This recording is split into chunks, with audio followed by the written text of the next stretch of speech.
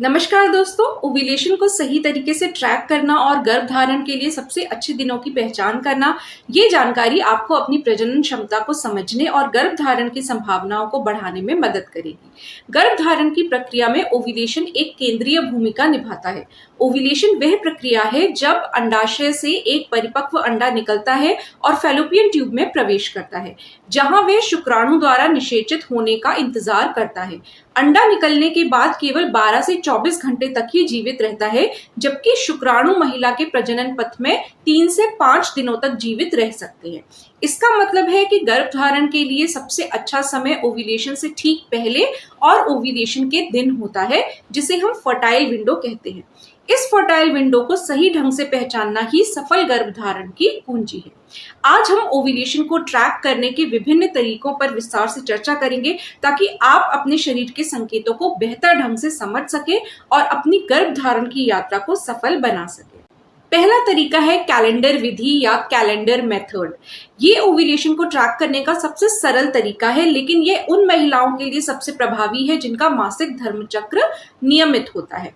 अब ये कैसे काम करता है? दोस्तों, ये तय नहीं होता है कि अगर आज आपका पीरियड आया है तो इसके कितने दिन के बाद ओव्यूलेशन होगा, लेकिन ये जरूर तय होता है कि अगर आज आपका पीरियड आया है तो इससे 14 दिन पहले ओव्यूलेशन हुआ होगा। यानी कि जो लूटियल फेज होता है मासिक धर्म चक्र का, वो लगभग फिक्स्ड ही रहता है, 14 डेज का रहता है। तो अगर आपको अपना ओव्यूलेशन डेट कैलेंडर मेथड के हिसाब से निकालना है तो आप ये कर सकते हैं कि आपकी जो एवरेज ड्यूरेशन है आपके मासिक धर्म चक्र की, जैसे हर महिलाओं की अलग अलग हो सकती है, किसी की 28 दिन, किसी की 30 दिन, किसी की 32 दिन, तो आप उसमें से अगर 14 माइनस करेंगे तो आपको पता चल जाएगा कि आपका ओव्यूलेशन लगभग कितने दिन पे होता है। यानी कि 28 में से 14 माइनस करेंगे तो 14 मिलता है, 30 में से 14 माइनस करेंगे तो 16 मिलता है। यानी कि अगर आज आपका पीरियड आया है तो 16वें दिन पे ओव्यूलेशन होने की सबसे ज्यादा संभावना है। उसी तरीके से 32 में से अगर आप 14 माइनस करेंगी तो आपको 18 मिलेगा। यानी कि आज अगर पीरियड आया है तो इसके 18वें दिन सबसे ज्यादा संभावना होगी आपके ओव्यूलेशन की। तो इस तरीके से कैलेंडर मेथड द्वारा आप अपना कैलकुलेट कर सकते हैं कि आपका संभावित ओव्यूलेशन किस दिन हो सकता है। अब इस मेथड के फायदों की बात कर लें। पहली चीज, ये आसान है और मुफ्त है। नुकसान ये है कि यह कम सटीक है, क्योंकि मासिक धर्म चक्र की लंबाई हर महीने थोड़ी बदल सकती है और ये शरीर के आंतरिक परिवर्तनों को ध्यान में नहीं रखता है। ये अनियमित चक्र वाली महिलाओं के लिए भी उपयुक्त नहीं है। अब हम दूसरे मेथड की बात करेंगे और वो है बेसल बॉडी टेम्परेचर यानी कि BBT method. Basal body temperature वह तापमान होता है जब आपका शरीर पूरी तरह से आराम की स्थिति में होता है। ओव्यूलेशन के बाद प्रोजेस्टेरोन हार्मोन के बढ़ने के कारण आपके बीबीटी में थोड़ी वृद्धि करीब 0.5 से 1 डिग्री फ़ारेनहाइट तक की होती है। इस मेथड को यूज करने के लिए आपको क्या करना होता है? हर सुबह बिस्तर से उठने से पहले एक विशेष बीबीटी थर्मामीटर का उपयोग करके अपना तापमान लें और इसे रिकॉर्ड करें। ओव्यूलेशन के बाद आप तापमान में लगातार वृद्धि देखेंगी। इस मेथड के फायदे की बात करें तो ये आपको पुष्टि करने में मदद करता है कि ओव्यूलेशन हो चुका है। नुकसान की बात करें तो यह केवल यह बताता है कि ओव्यूलेशन हो चुका है, ना कि ये कब होने वाला है। इसलिए ये आपको ओव्यूलेशन से पहले के फर्टाइल दिनों को पहचानने में मदद नहीं करता है। इसके अलावा नींद की कमी, बीमारी या शराब का सेवन बीबीटी को प्रभावित कर सकता है। अब हम तीसरे मेथड की बात कर लेते हैं और वो है सर्वाइकल म्यूकस विधि। आपके मासिक धर्म चक्र के दौरान सर्वाइकल म्यूकस यानी गर्भाशय ग्रीवा से निकलने वाला स्राव, उसकी बनावट और मात्रा में बदलाव आता है। ये बदलाव हार्मोनल स्तरों से जुड़ा हुआ होता है। ये मेथड कैसे काम करता है ये भी मैं आपको क्लियर कर देती हूँ। ओव्यूलेशन से पहले ईस्ट्रोजन के स्तर बढ़ने पर सर्वाइकल म्यूकस पतला, साफ, चिकना और अंडे की सफेदी जैसा हो जाता है। ये शुक्राणु को तैरने और जीवित रहने में मदद करता है। ओव्यूलेशन के बाद प्रोजेस्टेरोन के बढ़ने पर म्यूकस गाढ़ा और चिपचिपा हो जाता है। इस मेथड के फायदे क्या हैं? ये आपको ओव्यूलेशन से पहले के फर्टाइल दिनों को पहचानने में मदद करता है। ये शरीर का एक प्राकृतिक संकेत है। इसके नुकसान क्या हो सकते हैं? इसे समझने और सही ढंग से व्याख्या करने में समय और अभ्यास लगता है। संक्रमण या कुछ दवाएं म्यूकस को प्रभावित कर सकती हैं। तो चलिए अब हम चौथे मेथड पे आ जाते हैं, वो है ओव्यूलेशन प्रेडिक्टर किट यानी कि ओपीकेज। ओव्यूलेशन से ठीक पहले आपके शरीर में ल्यूटिनाइजिंग हार्मोन का स्तर तेजी से बढ़ता है, जिसे एलेक्ट सर्ज कहा जाता है। ओपीके इस एलेक्ट सर्ज का पता लगाते हैं।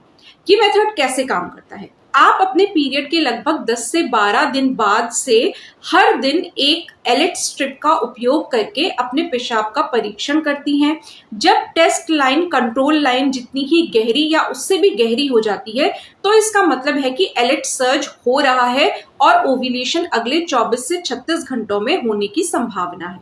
इस मेथड के फायदे क्या हैं? ये ओव्यूलेशन से पहले के फर्टाइल दिनों को पहचानने का एक बहुत सटीक तरीका है। नुकसान क्या हो सकते हैं? कुछ महिलाओं में एलेक्ट सर्ज कम समय के लिए होता है, जिससे इसे पकड़ना मुश्किल हो सकता है। पीसीओएस जैसी स्थितियों में ओपीके गलत पॉजिटिव परिणाम दे सकते हैं। अब हम पांचवें मेथड की बात करेंगे और वो है सर्वाइकल पोजीशन मेथड। मासिक धर्म चक्र के दौरान आपकी गर्भाशय ग्रीवा यानी कि सर्विक्स की स्थिति और बनावट में भी बदलाव आता है। ये कैसे काम करता है? ओव्यूलेशन के करीब आपकी गर्भाशय ग्रीवा नरम, ऊंची, खुली और गीली महसूस होगी। ओव्यूलेशन के बाद ये फिर से कठोर, नीची और बंद हो जाएगी।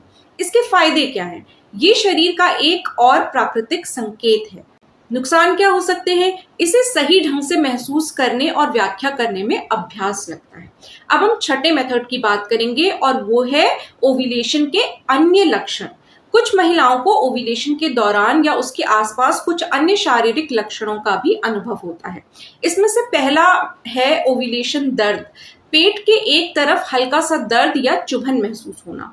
हल्की स्पॉटिंग। ओव्यूलेशन के दौरान हार्मोनल बदलावों के कारण हल्की गुलाबी या भूरी स्पॉटिंग हो सकती है। पेट फूलना या ब्लोटिंग। हार्मोनल बदलावों के कारण पेट में हल्का भारीपन या सूजन महसूस हो सकती है। कामेच्छा में वृद्धि यानी कि इंक्रीज लिबिडो।